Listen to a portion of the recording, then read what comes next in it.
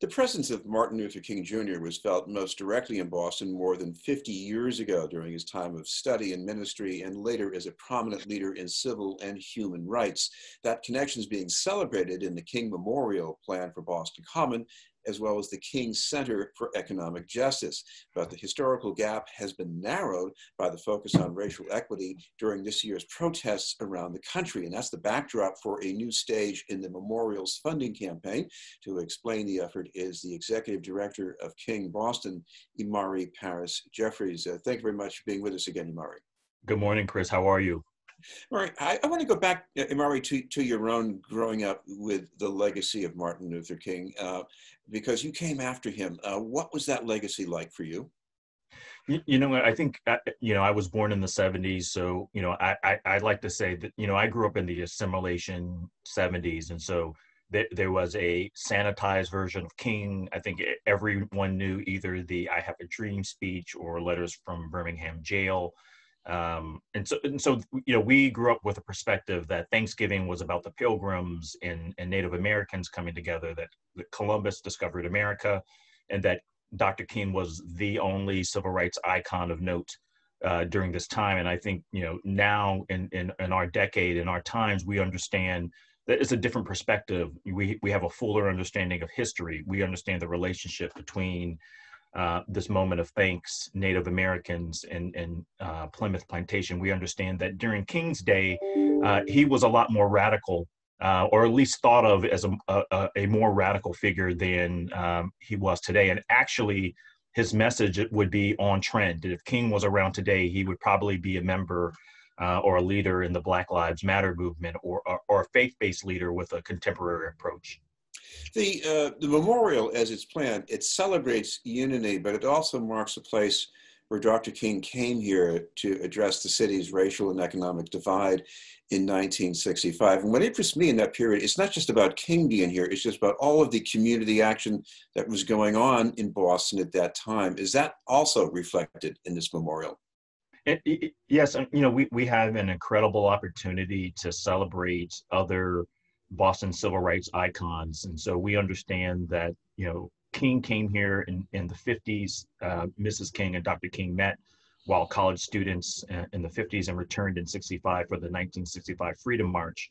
But to pave the way for the march and the activism that has occurred in Boston during the 60s and beyond, there were leaders like Reverend Haynes, Ruth Batson, Reverend Reed, Hubie Jones, Mel King, Sarah Ann Shaw, among others, who did a myriad of work to create equity for Boston citizens.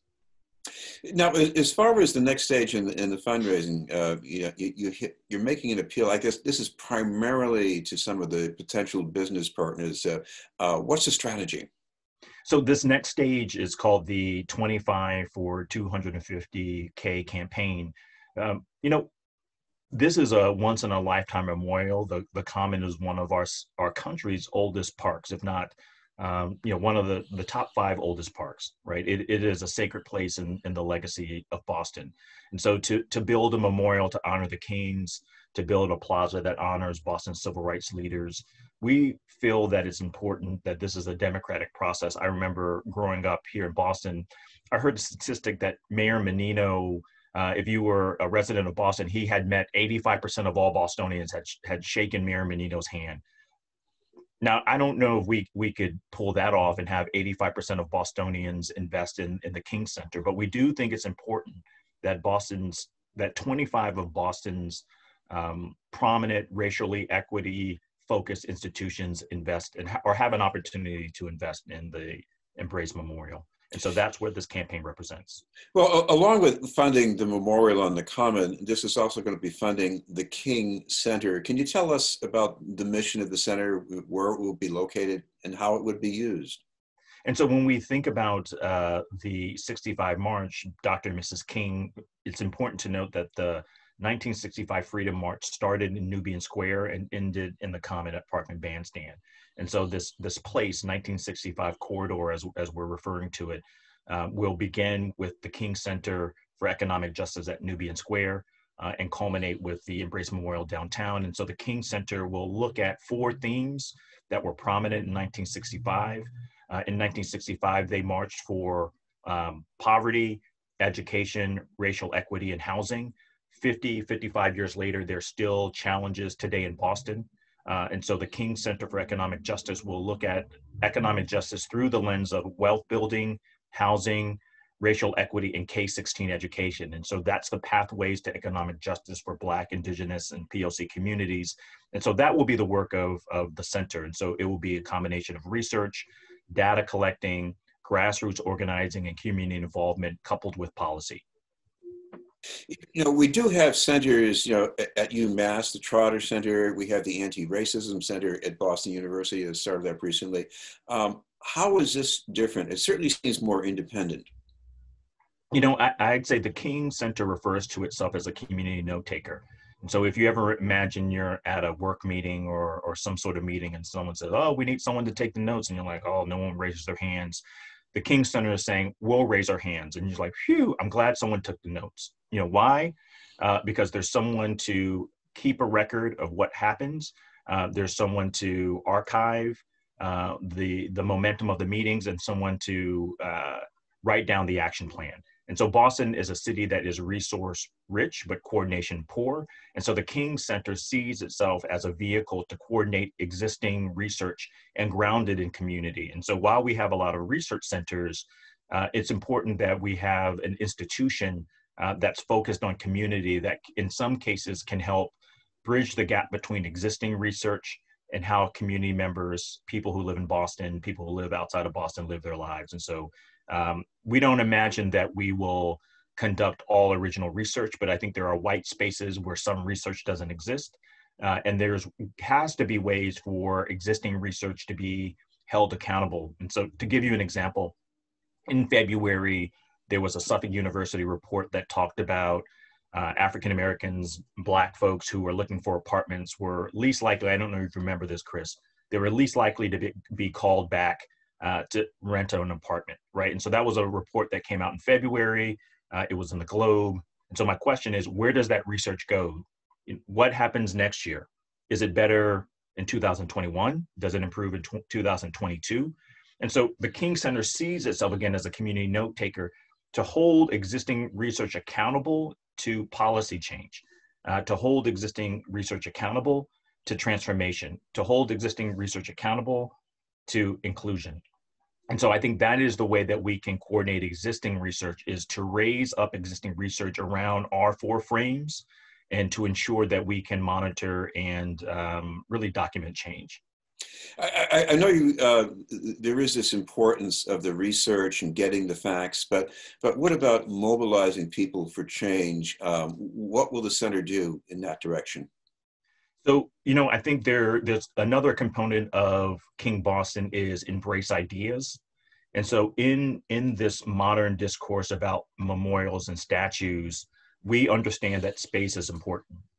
We understand that well-being is important. We understand that joy is important. We understand that there has to be a space for truth and reconciliation, and that memorials and statues are political beings, right? And so the statue of Robert E. Lee in the center of Richmond is political, right? It was put there by the Daughters of the American Confederacy as a warning sign that Richmond is not safe to be. And so what does the Embrace Memorial represent for Boston? And how do we actualize that through the arts? How do we actualize that by focusing on well-being? How do we actualize that by focusing on truth, reconciliation, music? And so the Embrace Ideas is the third component of King Boston. There will be a series of events leading up to the unveiling of the Embrace in 2022, but that's a different space for folks, for community members to come together to interrogate how we all can lean into creating a city that's welcoming for everyone, a region, as a matter of fact. Speaking of embraces, I'm thinking of an embrace in time as well, because I looked over one of the things that Dr. King said when he was in Boston. He mentioned spreading the benefits of the new Boston to the heart of Roxbury.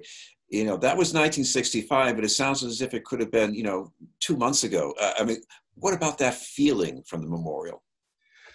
You know, and I think it's important that that memorial, while while centered in, some might argue, our park, right? So that's one center of town, right? Our Boston Common. But Roxbury is the geographic center of our city. It is the physical center of the city. And so when we think about development and we think about prosperity for all Bostonians, we have to do it this time without displacing people. Roxbury has to be a community, a neighborhood that can maintain its autonomy and its integrity, that can benefit from development without displacement.